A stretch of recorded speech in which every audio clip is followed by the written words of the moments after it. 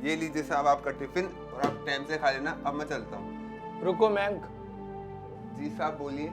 मयंक, मैं कह रहा था कि कल से मेरा टिफिन मत लाना।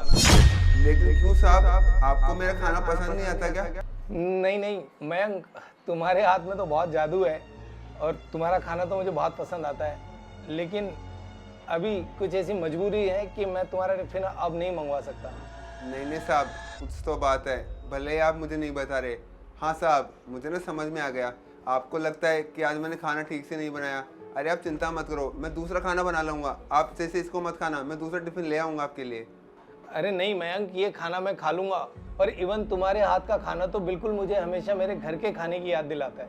मयंक, कुछ रीजंस हैं जिसके कारण मैं ये खाना नहीं मंगवाना चाहता अब। हाँ साहब, मेरे को भी ये लग रहा है कि आप कुछ दिनों से बहुत ज़्यादा परेशान हो। एक बार आप मुझे अपनी परेशानी बताकर तो देखो, क्या पता मैं आपकी कुछ मदद कर सकूँ। नहीं नहीं मयंक, ऐसी कोई बात नहीं है। बस समस्याएं सबके जीवन में चलती रहती है, तो अभी मेरे जीवन में आ गई है, तो बस इसी कारण कोई ऐसी खास नहीं है जो मैं अब तुम्हें बताऊं। साहब कुछ ना कुछ तो बात है। एक बार आप मुझे बताकर तो देखो, क्या पता मैं आपकी कुछ मदद कर दूँ।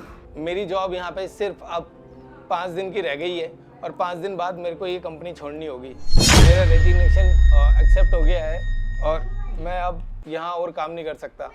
और मैं नहीं चाहता हूँ जो मेरे टिफ़िन का पैसा लग रहा था वो कंटिन्यूसली यहाँ लगे, क्योंकि हो सकता है यहाँ से जॉब से निकलने के बाद मुझे कोई दूसरी जॉब इंस्टेंट मिलेगी भी या नहीं।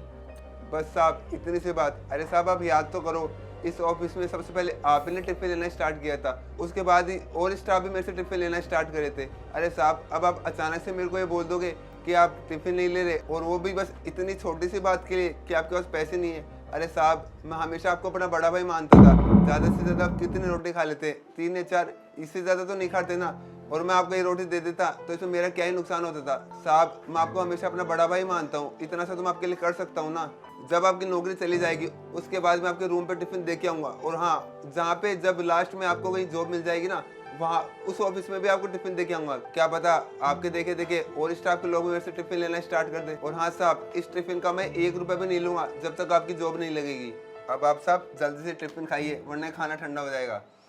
मयंक, सच में तुम जैसे लोग अगर हम जैसे लोगों की हेल्प करें जो कि शहर में आके नौकरी कर रहे हैं, और उनको इस तकलीफ में तुम्हारा सपोर्ट मिल जाए या तुम जैसे लोगों का सपोर्ट मिल जाए, तो शायद हम जैसे लोग कभी भूखे नहीं सोएंगे पैसों के कारण। तो मैं सैल्यूट करता हूँ मयंक तुम जैसे लोगों को। थैंक यू सो मच, तुमने इतना सोचा मेरे लिए। अरे साहब इसमें थैंक यू कोई ज़रूरत नहीं है। अब आप आराम से खाना खाइए। ठीक है साहब, अब मैं चलता हूँ। Thank you so much Mayank again. Welcome साहब।